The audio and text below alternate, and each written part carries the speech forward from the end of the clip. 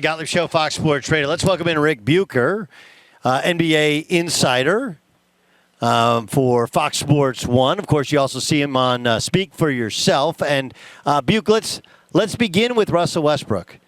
Is there any way the Lakers, can they find a team like, I know the Thunder have like $20 million below the floor they need to be for the salary cap. Is there a team out there that'll take that contract and buy him out? I have not heard one to this point. So and it's not just a matter of moving him and then the Lakers moving on without him. Russell Westbrook still ideally plays a role for them some way, shape, or form. Like taking him out of the equation and not getting anything meaningful back doesn't really solve any problems for the Lakers at this point. They need certain things that they were hoping that Russell Westbrook would give them. The fact that he hasn't given them consistently and it doesn't necessarily fit with the other pieces doesn't mean it's simply addition by subtraction.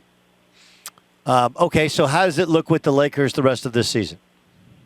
It looks, honestly, like the way it has been when they've had Anthony Davis. I mean, that is the one element here that I think is being overlooked. We've gone from the Lakers are going to run the league and are going to just coast their way to a championship to now they're not going to make the playoffs or they're not a factor. The truth has always been somewhere in between. I never had them as a title contender, but if everybody's healthy, they can be dangerous in the postseason. They can win a round. They can get to the second round. I don't see them getting beyond that. But that's what they are. And if Anthony Davis is healthy and LeBron James is healthy and the pieces are all healthy, I mean, for all that has gone wrong with this season for them, they're still in the play-in position. And that's what it may take for them to get into the playoffs. But if they get there and they have everybody healthy, I still think they can be dangerous against almost anybody that they face. There are one or two teams I don't think they have a chance, but Utah Jazz somehow end up with the best record in the league again. I think there's an opportunity for there, even if the Lakers are the 8th seed, that they might actually win a round. Gottlieb Show here on Fox Sports Radio. The other big talk of the NBA is James Harden and the possibility of a move for Ben Simmons. What are you hearing? Like, we've heard lots of different stuff. What's really going on in Brooklyn in terms of the relationships within that club?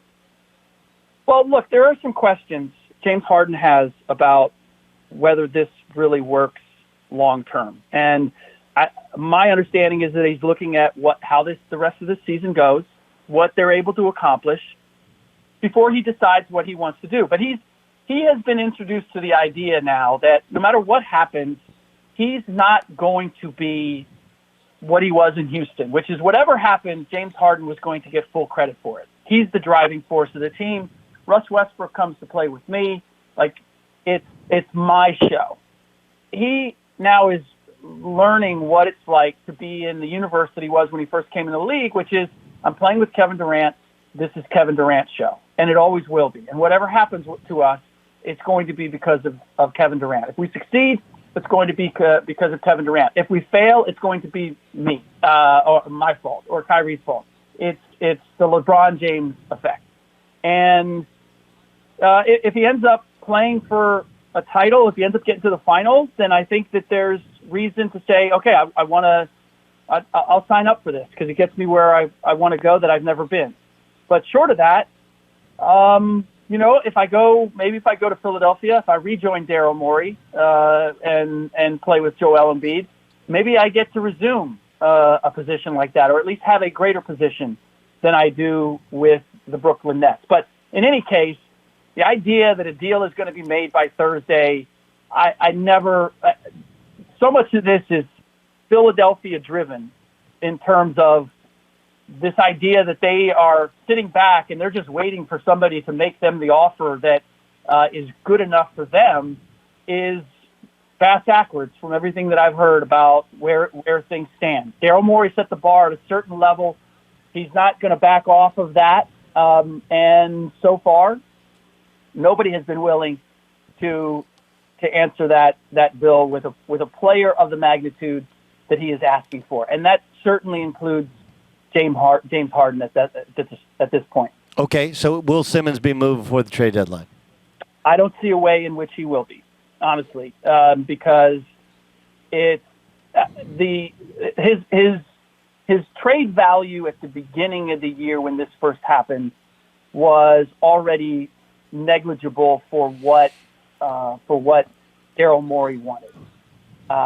And like an instance where I think, say with Portland last summer, you didn't want C.J. McCollum and a boatload of picks. I think that was a possibility at that time. I think you could have made that happen. Now that's gone by the board because Portland's going in the other direction. They're looking to tear it down and rebuild. So where are you going to go with a Ben Simmons that it makes sense and you're going to get the caliber of player that you want back? I've yet to hear of a deal that is going to bring back that kind of a player. And so now if anything happens, I would imagine it's more around the draft and it becomes positioning because the draft is a lot deeper than college scouts or talent evaluators originally thought. I think there are going to be fewer deals at the trade deadline, and there are going to be more deals made around the draft because this draft is a little richer than they anticipated, and that would include Ben Simmons. Okay, the Clippers traded for Norman Powell, what looks like, and traded Eric Bledsoe, right? Yep. Looks like Portland. Brilliant, by the way. I mean, Lawrence Frank getting getting Eric Bledsoe for Pat Bev and Rajon Rondo, utilizing him at the beginning of the year, starting him 21 games, eating minutes, while Serge Ibaka and Marcus Morris are out and they're recovering from injuries, and then moving him for a Norm Powell and a Robert Covington, who now gives you the I wouldn't be surprised if Covington gets moved on, or it gives them the flexibility to move Serge Ibaka or Marcus Morris to get yet another piece to upgrade yet again. Just master strokes by Lawrence Frank over the last year. Do you think they have Paul George? And I mean, like, what does their team look like at the end of the season, or is this for next season? Yeah, that was my first thought when they made the deal. My first thought, Doug, was, oh, this must mean they're getting Paul George and Kawhi Leonard back. They're making a run now, and from what I've been told, it's not that they're confident that those two are going to be back. Paul George is still up in the air. Kawhi Leonard is still doubtful. What they saw was an opportunity to get a piece like Norman Powell, who won a championship with Kawhi in Toronto, was averaging 19 with two ball-dominant guys in Portland. And so coming off the bench and being a scorer, like, you can just imagine what he can do. He's just such a great fit for them, and he is signed to a contract that is team friendly over the next 4 years, and so it is both the short term. If they can get somewhere this year, if they can still make the playoffs, if it provides that, but it's also playing the long game, and where if he's not going anywhere, he's in his prime. He's 27 years old. He's going to be just as good next year when Kawhi and Paul George are back. So that's why I believe it's a home run move for the Los Angeles Clippers. And as hard as it is to wrap our heads around this idea with the Clippers are operating like a very smart franchise. It also helps that Steve Ballmer is willing to spend whatever is necessary, because this does raise their tax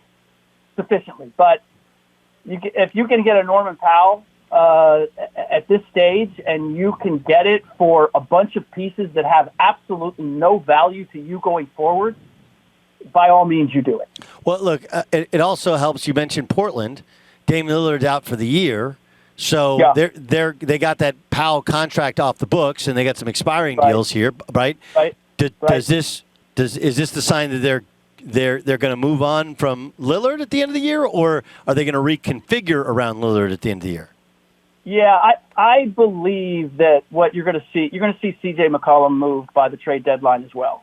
I believe this is we're going to tear it down and we're going to rebuild. And what they're going to do is give Damian the Supermax extension that he wanted. And they can say, hey, look, we've gone to the wall trying it this way. We're not good enough. So we need to kind of start over, and we're gonna take care of you financially so that you still will have a shot at winning something when this is all over. And I believe that Chris Paul, being where he is, going to the finals at his age last year for the first time, potentially winning a ring this year, I think that changes the equation for someone like Damian Lillard, who looks at it and says, yeah, I'm going to be 35 and I'm going to be 35 in 2 years when this tear down and rebuild may start to show some fruition. But look at Chris Paul. Like, he's still making money. He's still, a integral part of a team. Like, we could be the Phoenix Suns in Portland.